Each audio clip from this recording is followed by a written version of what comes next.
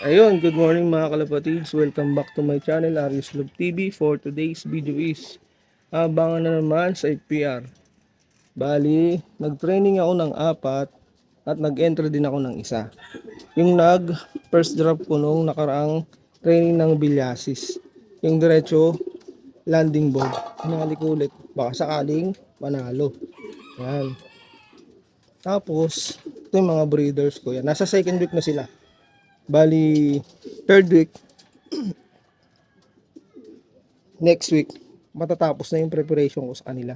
Pwede ko na silang pagsamahin. Yan. Yan, mga nakakalas. Kasi naglabas na rin yung club ng NDR ring. Yan. Possible, kumuha ko. Kaya, nai-prepare ko sila ng maaga. Mas maganda kasi maglaro ng ibon pag old enough. Hindi siya agad wala, hindi ka mukha ng yung bang late ka magbe-breed. Kawawa ibon, kahit sabihin mo na maganda yung bloodline, pag bata talaga nahihirapan. Sayang yung oras, pera. Yan. Kaya kung gagawin, kailangan mag-breed ka ng maaga para kung sasakali dumating yung race na sinalihan mo, yung mismong ring na gagamitin mo, yung ibon mo is naka-prepare din. Nakapaglugo ng maayos. Yan. Tapos yung lugon niya na sa pakpak, di mo na kailangan mag-feathering. Pero pagka na-late ka kasi magpe-feathering ka talaga. Di maiwasan. Lalo ngayon, yung ibong ko, yung survivor ko, kaya pala na-late nung nakaraan. Kaya pala, kompleto pala ako. Nung nakaraan yung hindi nakauwi siya nung hapon. Kompleto ko nung tinignan ko yung ibon kahapon. Nagbagsak pala ng number 9 saka number 10 sa kaliwa. Tapos sa kanan naman number 10. Kaya yung ibon pala ang bagal. Dati hindi naman ganun yun eh. Lalong bumagal, ayun pala nagbagsak, na hirapan yung ibon. Yun, kaya kumbaga pag nagkakamali ka talaga, nagiging lesson mo yan. Alam mo na kung paano iwasan. Kaya ngayon, gagawin mo pagka na late breeding ka, pwede rin ka talaga. Pero pagka maaga ka naman nag-breed yung ibon mo, prepared, hindi mo na kailangan mag-feathering. Natural molting. Mula feather 1 hanggang 10. Yan. Ganon. Sige guys, mamaya ulit. Pag may datingan na. Okay na mga boss. Na. Na-clock na ito. Ito yung sticker na. Na-clock na. Ito yung ibon. Okay guys, mamaya ulit.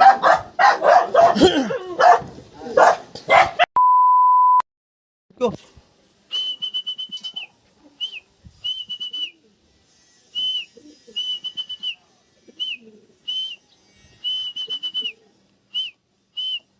Tutik ka. Ito na yung second bird ko as of 8:29. Bro, thank you pre ha.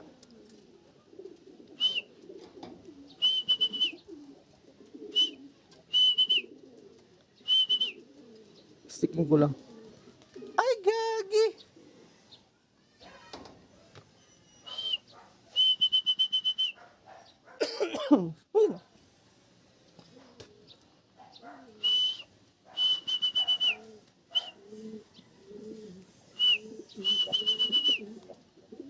Taglit lang dyan ha.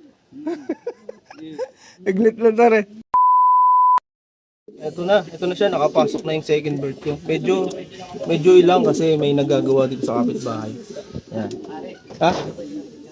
Oo, sabay-sabay. Alin? Wala yan eh. Hindi nagsasabay-sabay ng uwi. Basta pag pinakawalan doon, sabay-sabay sila. Guys, ito na yung isa. Yan. Yun, ito na yung second bird natin, yung pencil. Yan. Galing ng south. South tuloy siya galing.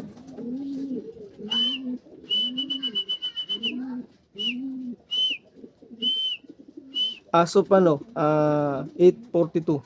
Nandito na siya.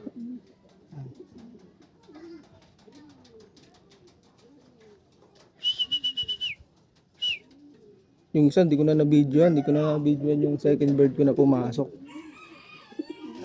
Okay, thank you. Sige guys, mamaya ulit. Ayun guys, tatlo na pala ako ngayon.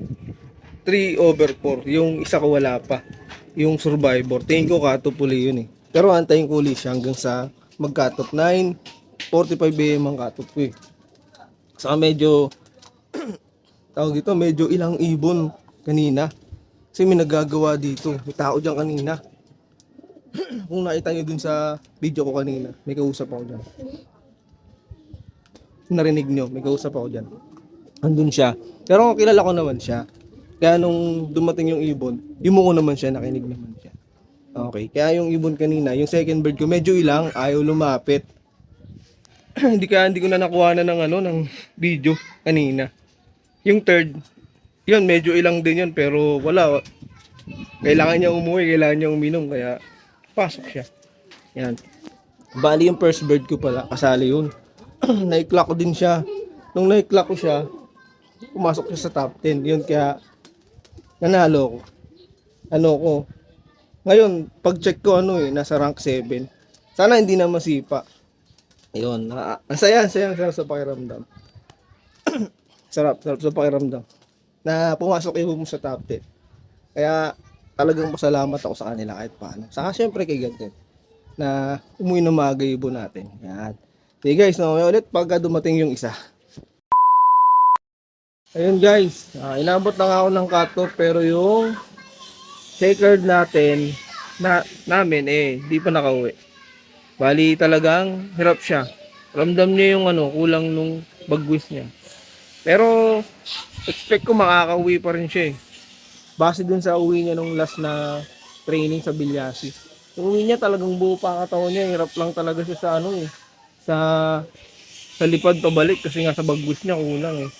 Pero sana umuwi pa siya para by Saturday bukas ilo-load pa namin siya kasi survivor attendance. Tapos the following week hindi na namin siya ilo-load. Bali dito lang muna siya sa loop.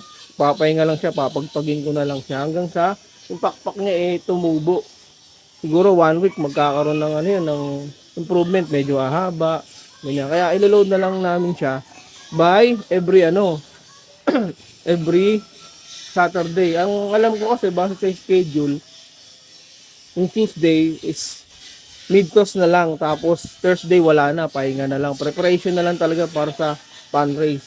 Bali mid-toss, tapos pan race na agad Saturday. Kaya ganun gagawin namin. Bali pag makauwi siya ngayon, Saturday load, tapos the following week di na namin siya i-load. Bali lo-load na lang namin siya every Saturday, survivor attendance, para kahit paano ma-lessen yung niya, yung stress niya, pagod niya dun sa lipad ng malayo. Yan, ganun yung gagawin namin. Sige guys, susunod uling video. Salamat sa mga supporters natin sa YouTube at sa Facebook. Good luck din sa inyo sa mga followers natin na naglilipad. Sana manalo rin kayo. Okay guys, bye.